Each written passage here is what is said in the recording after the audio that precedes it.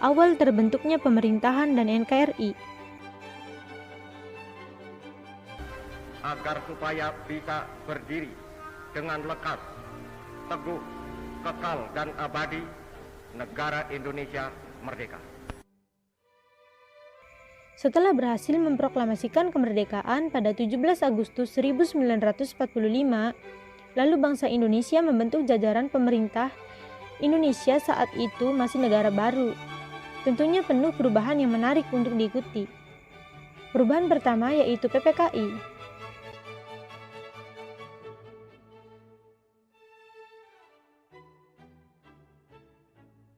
PPKI adalah Panitia Persiapan Kemerdekaan Indonesia. Walaupun sudah merdeka, ternyata tugas PPKI masih berlanjut. PPKI harus menyiapkan hal-hal terkait pembentukan negara. Proses persiapan itu dilakukan dalam beberapa rapat. Berikut hasil rapat yang dipimpin oleh Insinyur Soekarno.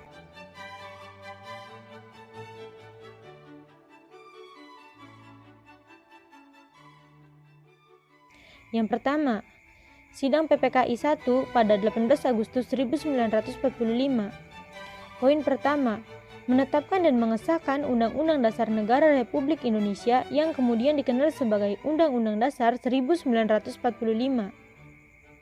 Poin kedua, memilih dan menetapkan Insinyur Soekarno sebagai Presiden dan Muhammad Hatta sebagai Wakil Presiden, sehingga Indonesia menganut sistem pemerintahan presidensial. Poin ketiga, membentuk Komite Nasional sebagai pembantu Presiden. Yang kedua, Sidang PPKI 2 pada 19 Agustus 1945. Poin pertama, menetapkan 12 kementerian dalam pemerintahan dan 4 menteri negara. Poin kedua, membagi daerah Republik Indonesia ke dalam 8 provinsi.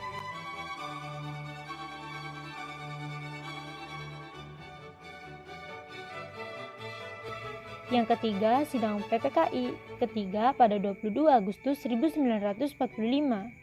Poin pertama, membentuk Komite Nasional Indonesia Pusat atau KNIP. Fungsinya membantu dan menjadi penasihat presiden.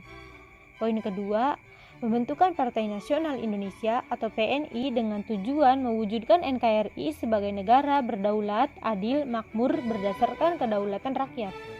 Poin ketiga, pembentukan Badan Keamanan Rakyat atau BKR yang bertugas untuk menjaga keamanan dan ketertiban di daerah. Badan ini menjadi cikal bakal TNI, Tentara Nasional Indonesia. Perubahan kedua yaitu rapat di lapangan IKADA. Selain PPKI, masih ada penolakan dari beberapa negara terhadap kemerdekaan Indonesia, termasuk Jepang. Sebagai bentuk protes, akhirnya diadakan rapat raksasa di lapangan IKADA, Ikatan Atletik di Jakarta, pada tanggal 19 September 1945. Di kesempatan itu, Insinyur Soekarno menyampaikan pidatonya yang berisi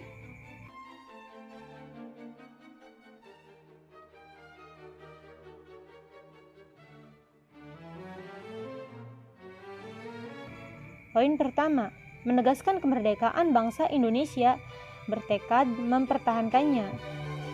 Poin kedua, meminta dukungan dan kepercayaan rakyat terhadap pemerintah Republik Indonesia. Poin ketiga, menuntut rakyat untuk mematuhi kebijakan-kebijakan pemerintah dengan disiplin. Poin keempat, menuntut rakyat untuk bubar meninggalkan lapangan dengan tenang untuk menghindari pertumpahan darah.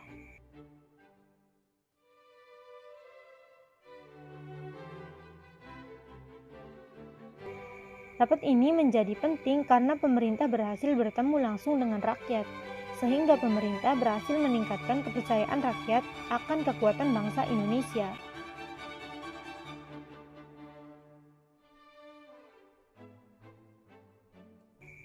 Perubahan ketiga yaitu dukungan daerah terhadap pemerintah Republik Indonesia.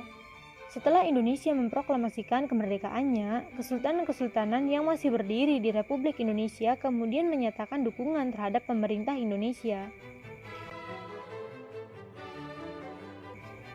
Kesultanan Yogyakarta adalah yang pertama mendukung pemerintah Republik Indonesia melalui Maklumat 5 September 1945, disusul Surakarta, yaitu Kasunan dan Mangkunegara, dan Kesultanan Siak di Sumatera.